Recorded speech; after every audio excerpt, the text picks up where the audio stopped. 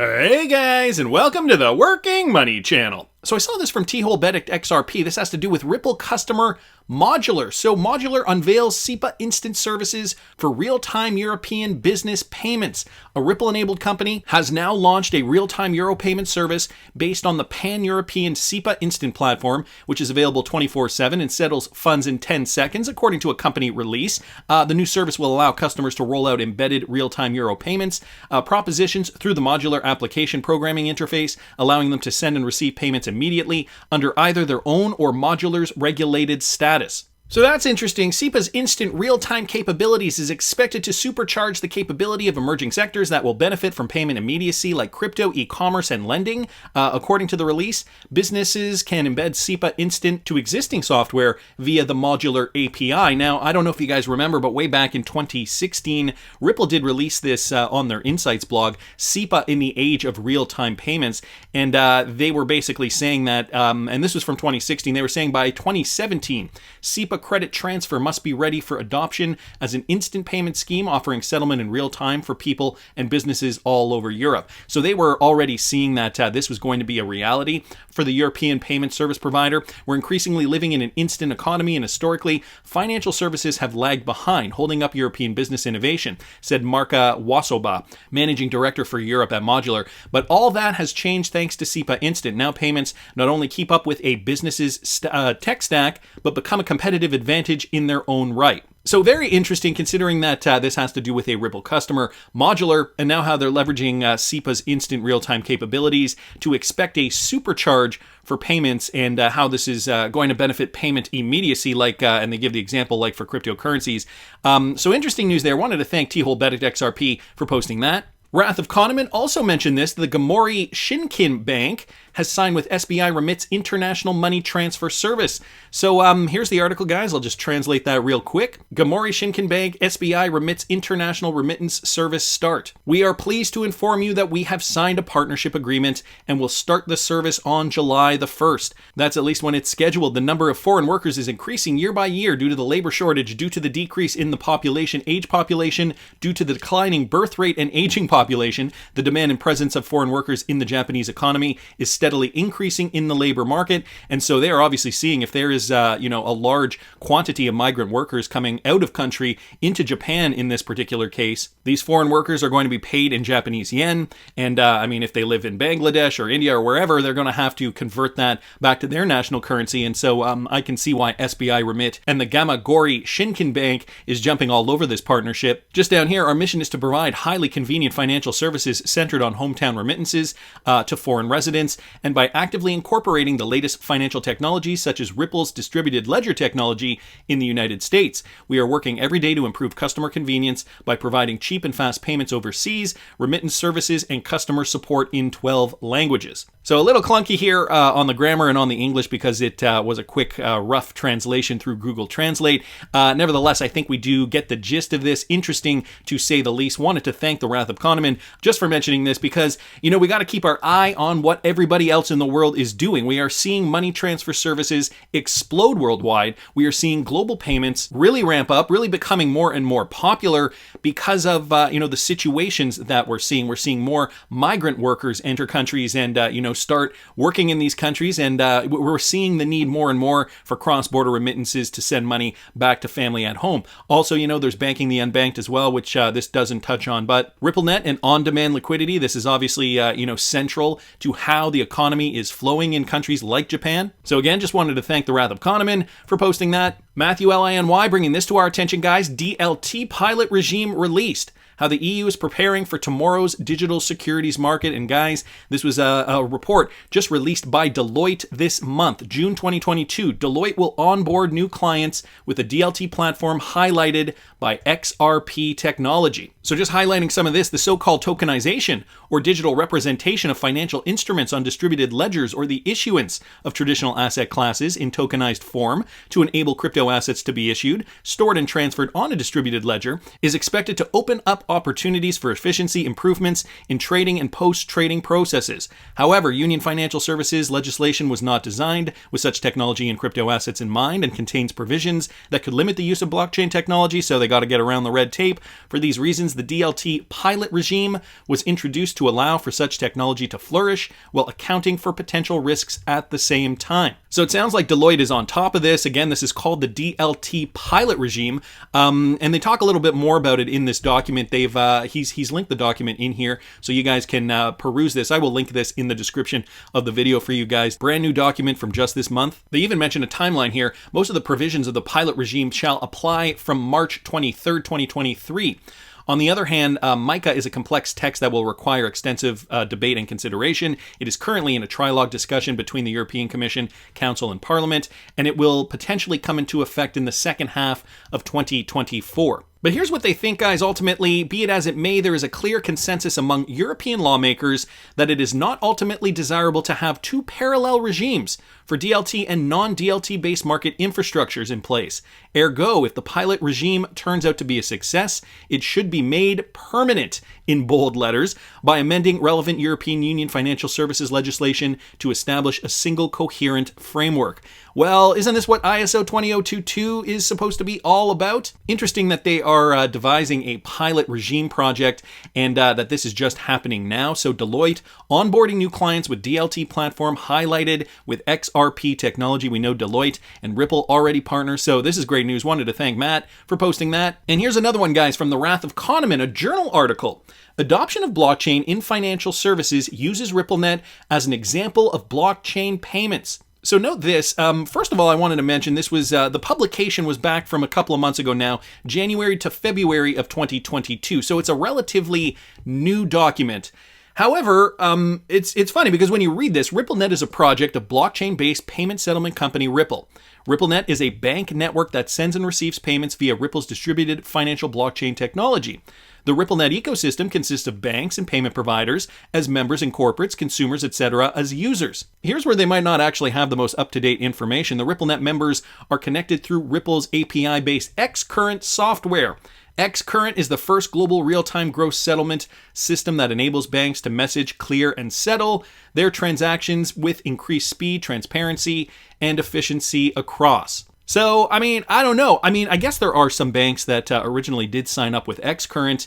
I don't know if Ripple made the change across the board and said, okay, everybody who was signed up for xCurrent, we're now moving on to a new software, so everybody's got to be reintegrated into the new updated software. Or if some banks are still currently using the old Ripple xCurrent software and if they're perfectly happy and fine with that. So I guess that is still debatable, I guess, unless somebody has some information on if banks did upgrade from xCurrent at a certain point in time, or if certain banks, the ones who did not decide to upgrade, are still currently on xCurrent. Nevertheless, a brand new document here from only a few months ago. And the notable part is that it was written by Capital One's head of software engineering. So that's also something to make note of. And again, guys, I will link this in the description for you if you are interested. Wanted to thank the Wrath of Kahneman for posting that. And this guy's John Dagostino explaining how blockchain interoperability is going to function in the world. Now, this was from a summit.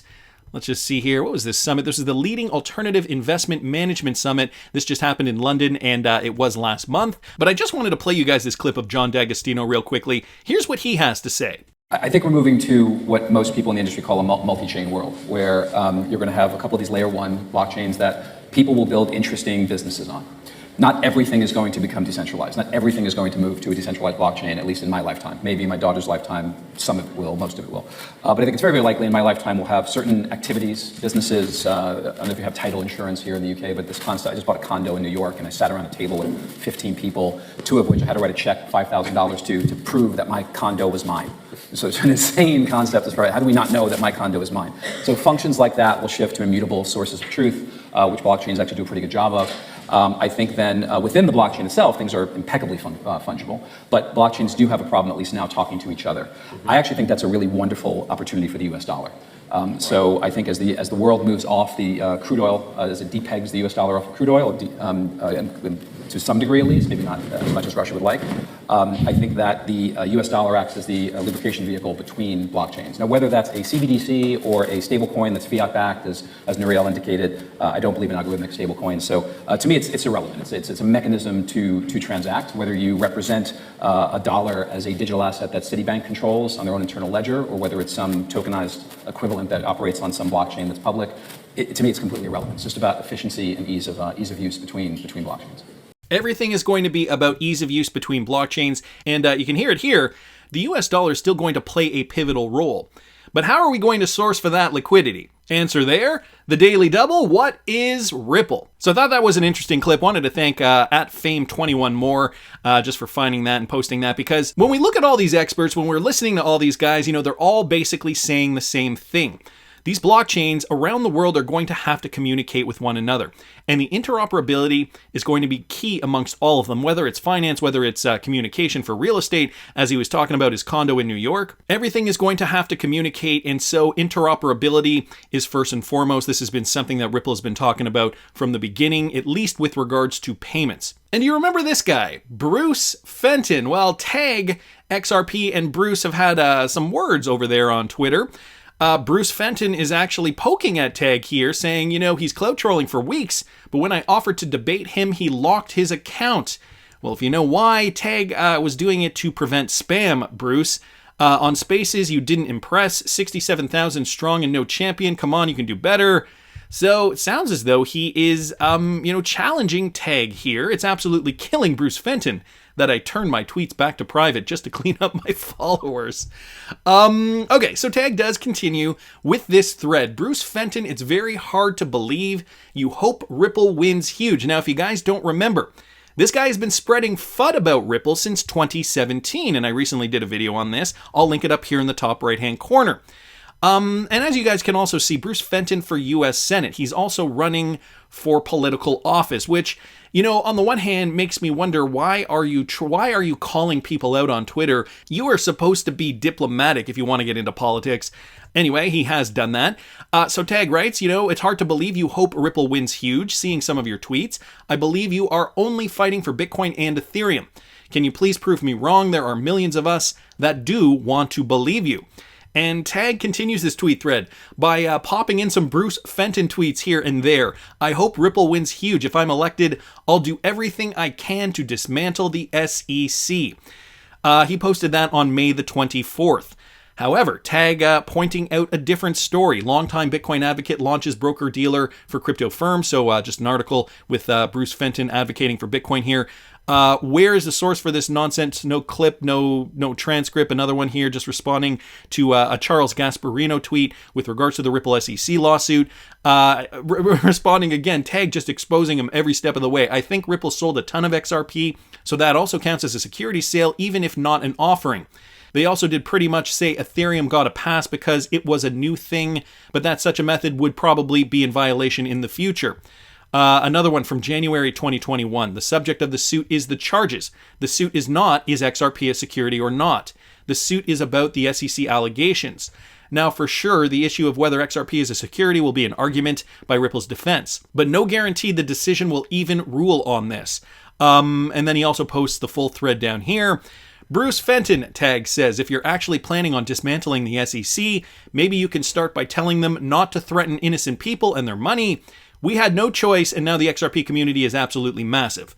If truthful, this could help you run for Senate. So he claims he wants to dismantle the SEC, but does he really? He's also stating here, considering he is a Bitcoin maximalist, that, Ripple doesn't have a case, that they should be sued into the Stone Age, if I may borrow a quote from Mr. Wonderful. So what is his stance? Why is he flip-flopping? Well, Digital Asset Buy here posted this. This was Bruce Fenton's live Twitter feed. And I was going to take it from here, but Roger Ver actually did stop in, and I think it gives a better context if I play you the clip of what Roger Ver said first. Listen to this. And I'd like to complain about the SEC, too, while we're at it. How's it going, man? I was literally... nice Good to see you. Good luck with the campaign. How are you? Thanks. So, yeah, I've been busy trying to build peer-to-peer electronic cash for the world. And one of those attempts was XRP and Ripple back in the earlier days. I think it was 2011 or 2012. I literally put up the first dollar in to help make it. Jed McCaleb came up with the idea, and his idea initially was Bitcoin that didn't need mining. And so I put up the money for that. And it was, over $100,000 at the time. And now here we are. Ripple and XRP is this big thing around the world. But the SEC is busy making it so that people like me never want to invest in anything in the U.S. ever again. And pushing down the value of XRP and the value of all the people that own stock in the company itself. And just like, what a disaster. The SEC pretends that they're there to protect consumers. They're doing the exact opposite. They're destroying the value of all the consumers or all the investors out there. It's really a shame. And if I was, I think the world would be better off if we just replaced the SEC with Consumer Reports. They do a better job of protecting customers that are funded voluntarily. So that's my early morning rant for everyone. Thanks. Oh, 100%. I mean, absolutely. It's like, especially in an age of information, these guys came up with these laws in an era before computers. They were a bad idea then. But what hits me the most from what you said, you were an American entrepreneur. You were an American, and now you've built a lot of stuff, and you've invested a lot of money, maybe more than in Bitcoin terms, definitely more than anybody. You're the biggest investor in the entire space in Bitcoin terms, for sure. And one of the biggest dollar investors.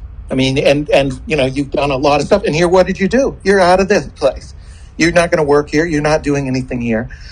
You could have been building however many jobs that you've provided since I've known you, hundreds of jobs, and millions of dollars to contractors and web developers and a million other things. And you could have been giving that to companies back in California where you used to live. Okay, and I'm just going to stop it there. I mean, it does go on for longer, basically more of the same. I will link this in the description of the video. I just wanted to point out Bruce Fenton's conversation as soon as Roger Ver shows up. Roger Ver obviously talking about funding Ripple and XRP in the early days, and his tune changes completely. So what is it? Do you want XRP and Ripple to be sued into the Stone Age by the SEC? Or do you actually hope that Ripple wins huge? One thing I can tell you for sure, politicians that flip-flop usually aren't the kinds of people that I want to vote into office. That's just my opinion, but I want to hear what you guys think. Please subscribe to the channel if you haven't already. Like the video if you like the content I'm providing. I always love hearing your comments. See you in the next one, guys.